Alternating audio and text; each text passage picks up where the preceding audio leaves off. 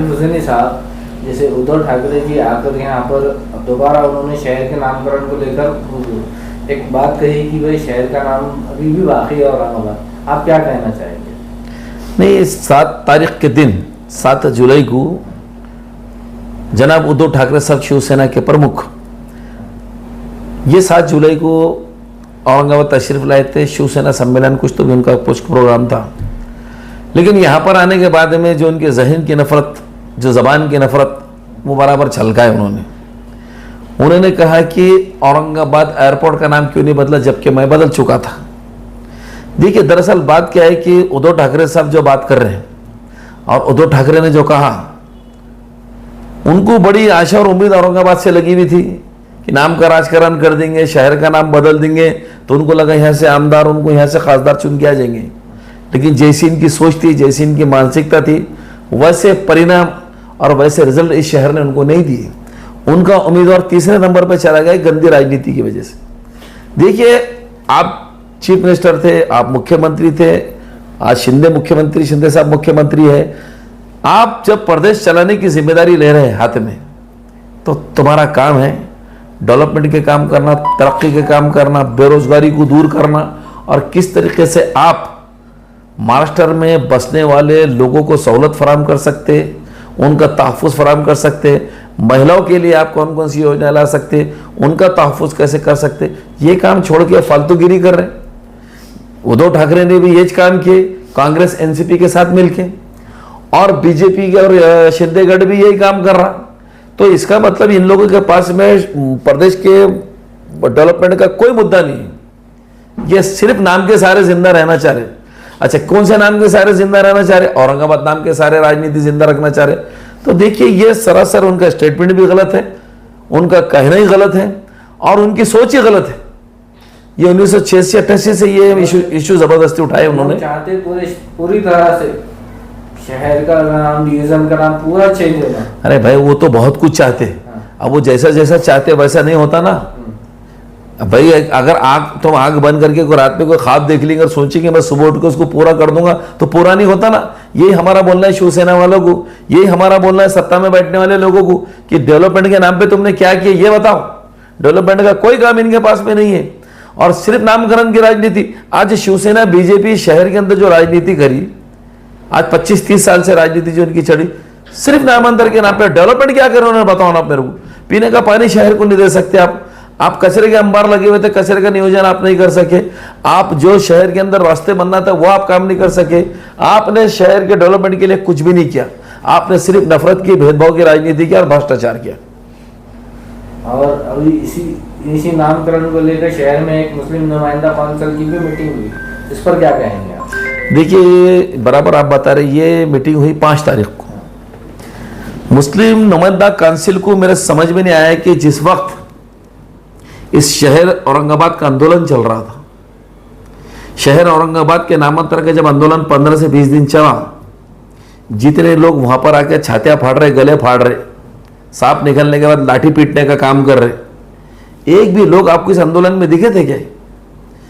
खासदार इम्तियाज जलील साहब ने लाखों लोगों का जुलूस निकाला इसी नामांतर के खिलाफ, कि ये जो ऑर्डिनेंस निकाला था गवर्नमेंट ने कि औरंगाबाद के नाम को संभाजी नगर रखने का, आए थे क्या ये लोग उस आंदोलन के अंदर? देखिए, अभी इलेक्शन नजदीक आ रहे हैं, और इलेक्शन नजर कौन कौन से लोग मौजूद थे वहां देखिए आपने, कैसे लोग और क्या बात कर रहे। कभी आप एक मीटिंग में आते नहीं, आंदोलन को समर्थन सपोर्ट करते नहीं, अब आ गए मुस्लिम क़यादत को नुकसान पहुंचाने के धंधे शुरू हो गए। तो देखिए, औरंगाबाद उद्धव ठाकरे ने जो स्टेटमेंट दिए, बहुत नामकरण की इनको हमदर्दी आ गई थी, बहुत नामकरण के नाम के ऊपर अब इनको मोहब्बत उमड़ के आ गई थी। अरे आपके कहने के बाद ही तो कहे एक स्टेटमेंट है क्या किसी का इनका? उद्धव ठाकरे ने जो यहाँ पर आके स्टेटमेंट औरंगाबाद के नाम के ताल्लुक से दिए, इस ताल्लुक से उनका एक भी स्टेटमेंट है कि जितने लोग वहां पर छातियां पीट पीट के बात कर रहे थे ये ना, हिशाम उस्मानी साहब ने एक चैनल, मैं हिशाम उस्मानी की बात नहीं कर रहा हूँ, मैं मुस्लिम नुमाइंदा काउंसिल की बात कर रहा हूँ। मुस्लिम नुमाइंदा काउंसिल का काम है कि समाज के अंदर के इश्यूज को उठाना, जो पहले स्टार्ट में उठाते भी थे, और इसके अंदर तो आप पूरा ऐसे जो हमेशा मुस्लिम क़यादत को खत्म करने वाला एक टोला, एक ग्रोह है, आप तो ऐसा लग रहा है मुस्लिम नुमाइंदा काउंसिल सिर्फ अभी उनके हाथ के अंदर खिलवाड़ कर रही है। खुले तौर पे मैं कह रहा हूं, देखिए मुस्लिम नुमाइंदा काउंसिल को जब फॉर्म किया गया तो फाउंडर और फाउंडेशन जो भी थे, इसके अगराज और मकासद क्या थे, एम्स और ऑब्जेक्ट क्या है इसके अंदर, कि जो भी सिटिंग कॉर्पोरेटर रहेंगे वो इसका बिल्कुल इसके मेंबर रहेंगे। ये आपके बायलॉज में है। आपने एक भी कॉर्पोरेटर को वहां पर नहीं बुलाया, एक मेंबर को वहां पर नहीं बुलाया आपके, यानी कि 4 लोग आपके कान में कह दे रहे, आप मजमा जमा कर दे रहे, माहौल को खराब करने का काम अभी से कर दे रहे। जब तक हमारे पास में सियासी बसीरत नहीं रहेंगी, जब तक हमारे हाथ में सियासी क़ुव्वत और ताकत नहीं रहेंगी, देखिए ये सिर्फ कौम को नुकसान पहुंचाने वाले काम, सिर्फ कौम को नुकसान पहुंचाने वाला काम कर। अरे भाई उद्धव ठाकरे साहब ने यहाँ पर आके जो बयानबाजी करे औरंगाबाद संभाजी नगर के नाम की, जो राजनीति शुरू करे, आपका एक बयान आना था ना उसके ऊपर, क्यों नहीं आ रहा तुम्हारा बयान? औरंगाबाद में एमआईएम ने किस हद तक औरंगाबाद के नाम बचाने के लिए काम की और आगे कितना करने वाली है? देखिए सबसे पहली मीटिंग हसदार इम्तियाज जलील साहब ने पहला ऑर्डिनेंस निकलते आप मौजूद थे, जो गेस्ट हाउस के अंदर लिए थे, बराबर है। वहां पर एक जो तो कीर्ति समिति बनाई थी। कीर्ति समिति बनाने का मकसद ये था कि तमाम पार्टी के लोगों को साथ में लेना, तमाम शहर के लोगों को साथ में लेना जो इससे मोहब्बत करते इस नाम से, और इन लोगों को साथ में लेने के बाद में एक कीर्ति समिति बनाई गई औरंगाबाद की। उस कीर्ति समिति के तहत ही जो तो आंदोलन किया गया, 20 दिन तक कोई नहीं आया। उसके बाद में लाखों लोगों का जुलूस निकाला गया, मोर्चा निकाला गया, उसमें नहीं आए। लेकिन मुस्लिम क़यादत को खत्म करने का, देखिए मैं एक अहम बात आपसे कहने जा रहा हूं, ये इमाम ने की, जो करना था इमाम ने सड़क पे किया सारे लोगों के सामने। लेकिन सबसे अहम बात, लेकिन कुछ लोगों का वही मुस्लिम नुमाइंदा के प्रोग्राम में आरोप था कि खासदार साहब दिल्ली के सदन में आवाज नहीं उठा सके। देखिए जब काम, देखिए अगर इनको मालूमात नहीं है तो आपके लायर से मालूमात ले लेना। मैं ये नहीं कह रहा कि आपके इमाम से मालूमात लेना। जो लोग ये नादान सवाल कर रहे हैं कि उनका काम है अपने बुजुर्गों से जाके सवाल करना, जिनको थोड़ा सा कानून मालूम है उनसे सवाल करना। जब मैटर हाई कोर्ट के अंदर सब जुडिस चल रहा है, जब सुप्रीम कोर्ट के अंदर सब जुडिस है, तो पार्लियामेंट और असेंबली में तुम क्या तीर मार लेने वाले, क्या तीर मारने वाले, बताइए ना आप मेरे को। इम्तियाज जलील साहब के नाम से जो बताना चाह रहे कि वहां क्यों नहीं उठाए, यहाँ क्यों नहीं उठाए, अच्छा तो फिर आपको इतनी मालूमात है तो आप निवेदन लेके क्यों नहीं गए? आप कोई निवेदन लेके इम्तियाज जलील साहब के पास आए थे क्या? आप कोई निवेदन लेके प्रधानमंत्री के पास गए थे क्या? आप तो देखो जो कुछ करेंगे उसकी हौसला अफजाई नहीं करेंगे, जो कोई काम करेंगे उसको ताकत नहीं बख्शेंगे, लेकिन ये टोला तनखीद करने बराबर आ जाता है। अभी जब उद्धव ठाकरे साहब ने आकर औरंगाबाद के तहरानगाह का नाम बदलने, क्यों नहीं बदला गया, क्यों नहीं गया, फालतू बकवास करे, कहां गए वो लोग?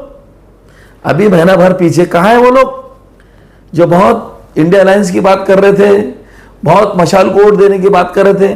गैरत शर्म सब भूल गई, मिल गई मट्टी में। अरे तुम्हारे मुंह पे तो जूता मार के चले गए उन्होंने, जो ये बात कर रहे थे मशाल को वोट दो और अलायंस को वोट दो और अघाड़ी को वोट दो, और क्या मिला बदले में? एक बात याद रखिए, जब तक अपना संगठन अपने हाथ में नहीं रहेगा, जब तक अपनी तंजीम अपने हाथ में रहेगी, अपना झंडा अपनी तंजीम होना बहुत जरूरी है। सारी पार्टियां आज आघाड़ी से बैठ के साठगांठ कर रही है, साझेदारी की बात कर रही है। क्यों कर रही है? कि उनके समाज उनके साथ खड़े हुए। आज वंचित बहुजन अघाड़ी के लोगों से एकनाथ शिंदे बात कर रहे, वंचित बहुजन अघाड़ी से आके अघाड़ी, ये तुम्हारे अघाड़ी सरकार बात कर रही, क्यों कर रही? कि उनके साथ में उनका समाज खड़ा हुआ है बोल के। आज रामदास अठौले साहब केंद्र में मिनिस्टर है, क्यों है? क्यों उनको यह स्थान दिया जा रहा है? बीजेपी वाले क्यों दे रहे? क्यों? तो उनके साथ में उनके समाज के लोग हैं। और बड़े अफसोस के साथ कहना पड़ता कि एक क़यादत हमारी माओ बहनों ने, नौजवानों ने बड़ी ताकत और क़ुव्वत के साथ में पैदा की थी, ये उसको खत्म करने की बात करते। कहाँ है बताइए ना मेरे को। जब तक तुम्हारी सियासी इत्तेहाद और सियासी प्लेटफॉर्म तुम्हारे पास में नहीं रहेगा, तुम्हारा हाल यही होने वाला है। कोई भी आएगा, कोई भी बात करेगा, तुमसे वोट तो ले लिया, पूरे महाराष्ट्र में तुमसे वोट लिए गए, पूरे महाराष्ट्र में मुसलमानों ने अघाड़ी को वोट डाले, और बदले में क्या मिल रहा? ले आओ संभाजी नगर। हाल ही में विधान परिषद के इलेक्शन एमएलसी के होने वाले थे, उसमें एक भी मुस्लिम को टिकट नहीं। भाई मैं यही कह रहा हूं कि जब तक आपका सियासी प्लेटफॉर्म नहीं रहेगा, जब तक आपकी सियासी क़ुव्वत ताकत नहीं रहेंगी, एक झंडा एक प्लेटफॉर्म जब तक तुम्हारे हाथ में नहीं रहेगा, कोई तुमको पूछने वाला नहीं। ना कांग्रेस पूछने वाली, ना एनसीपी पूछने वाली, ना शिवसेना पूछने वाली। सिर्फ तुम वोट देने वाले वो बन जाओ, बस वोट देना तुम्हारे हक में, बस सिर्फ तुम वोट देते रहो, कुछ मांगना ना कुछ देने वाले। और एमआईएम पार्टी का ये उसूल है, एमआईएम पार्टी ये विजन को लेकर, ये नजरिए को लेकर चलती है कि हमारी कौम और मिलत की क़यादत करेंगे, उनको सियासी तौर पर हम मजबूत करेंगे, उनको सियासी प्लेटफॉर्म दिलाएंगे और ऐवानों के अंदर उनको जगह दिलाएंगे। और आज भी जो लोग बचे हुए हैं ना, जो कांग्रेस और राष्ट्रवादी के अंदर आज जो मुसलमान जो आज बात करने के काबिल बने, सिर्फ एमआईएम की बदौलत बने कि आज एमआईएम मजबूती के साथ में महाराष्ट्र में खड़ी है बोल के चंद लोगों को गिन रहे, लेकिन गिन रहे और सिर्फ वोट लेने तक गिन रहे, लेकिन आपको बदले में कुछ दे कहां रहे हैं? पूरे महाराष्ट्र के अंदर अभी जो पार्लियामेंट के इलेक्शन हुए, सिर्फ औरंगाबाद छोड़ेंगे तो 12% मुसलमानों ने आघाड़ी को वोट दिया है, यानी कि कांग्रेस को वोट दिया, यानी कि शिवसेना को वोट दिया और यानी कि एनसीपी को वोट दिया। क्या मिला बदले में? बदले में क्या मिला आपको? अभी जो एमएलसी की आप बात कर रहे हैं, 11 एमएलसी के जो तो एमएलए अपॉइंट हुए लेजिस्लेटिव काउंसिल के, एक तुमको नहीं दिए। दुर्रानी साहब थे उनको हटा दिए, मिर्जा वजाज साहब थे उनको हटा दिए, 2 मुसलमान थे उनको हटा दिए और एक भी मुसलमान को नहीं दिए। और दो अघाड़ी कोर्ट जाओ जाओ जाओ, बिल्कुल खुशी खुशी जाइए। कहाँ है वो मशाल कोर्ट दिलाने वाले, कहाँ है वो मशाल की बातें करने वाले? इनको सियासी गैरत, सियासी बसीरत अगर इनकी जागी तो कम से कम खुदा ना मुसलमानों के लिए कोई प्लेटफॉर्म कायम करो, और जो प्लेटफॉर्म कायम है उसको कुव्वत और ताकत दो, कुव्वत और ताकत दो उसको। एमआईएम पार्टी के बैनर के पास आइए, इस मंच पे आइए, इस मंच से ही मुसलमानों के सियासी मसले हल होने वाले। हमारा झंडा, हमारा डंडा और हमारा प्लेटफॉर्म रहेगा तो सारी पार्टियां आके तुमसे बात करेंगी। इसीलिए प्रकाश अंबेडकर साहब से बात इसलिए की जा रही है कि उनके पास में उनका झंडा और डंडा है। रामदास अठौले साहब से इसलिए बात की जा रही कि उनके साथ में उनका झंडा, उनका डंडा है, और उनको वो मांग भी नहीं रहे तो बुला बुला के देने की बात कर रहे। और तो हमको तो छुंटे से तक छीना नहीं चाह रहे, क्यों? तो मालूम है कि मुसलमान बीजेपी से डरता है और जाके अघाड़ी को वोट मारता है। ये सिस्टम हमको बंद करना पड़ेगा, इस सोच को बंद करना पड़ेगा। और ये जो ग्रोह और ये जो लोग अभी से मुस्लिम क़यादत असेंबली आने से पहले, असेंबली इलेक्शन से पहले जो इन्होंने तैयारियां शुरू कर ली, मैं आपको फिर कह रहा हूं कि अगर फिर नहीं समझेंगे मुसलमान, अगर हमारी कौम फिर नहीं जागेंगे तो यकीन मानो नुकसान फिर उठाना पड़ेगा। और ये लोग सिर्फ नुकसान पहुंचाने का काम कर रहे, इनकी तैयारी सिर्फ नुकसान पहुंचाने की है, कौम को इत्तेहाद लाने की, कौम को सियासी ताकत देने की बिल्कुल नहीं है। 5 लोग बैठ के बात करेंगे, शहर के लोगों को अलग डालेंगे। एक 3.5 लाख वोट इम्तियाज जलील साहब को मिले, यानी कि एमआईएम पार्टी को मिले, और ये 3.5 लाख वोट जो मिले तो आपकी बहुत बड़ी सियासी ताकत है। और ये जो टोला और ये जो गुरो काम कर रहा है, ये 3.5 लाख वोटों की ताकत को खत्म करने की ताकत साजिश रच रहे। और अपने ही लोग अगर अपने को खत्म करने निकलेंगे तो फिर इंसाफ की उम्मीद मांगेंगे किससे? उद्धव ठाकरे साहब से, शरद पवार साहब से, क्या नाना पटोले साहब से, जो तुमको पूछने को तक तैयार नहीं, सिर्फ तुम्हारे वोट लेना चाहते, ना तुमको एमएलसी देना चाहते, ना तुमको टिकट देना चाहते, ना तुमसे बात करना चाहते। तो मैं फिर शहर के गैर मुसलमानों से, नौजवानों से, हमारी माँ बहनों से गुजारिश करूंगा कि जितनी ताकत से हो सकता है एमआईएम पार्टी को आप सपोर्ट और ताकत करो। आने वाले असेंबली इलेक्शन में ऐसी ताकत जितनी सामने आएंगी उनको किनारे से करो। इनका मकसद सिर्फ कौम के इत्तेहाद को नुकसान पहुंचाना है, कौम को राहत दिलाना हरगिज नहीं।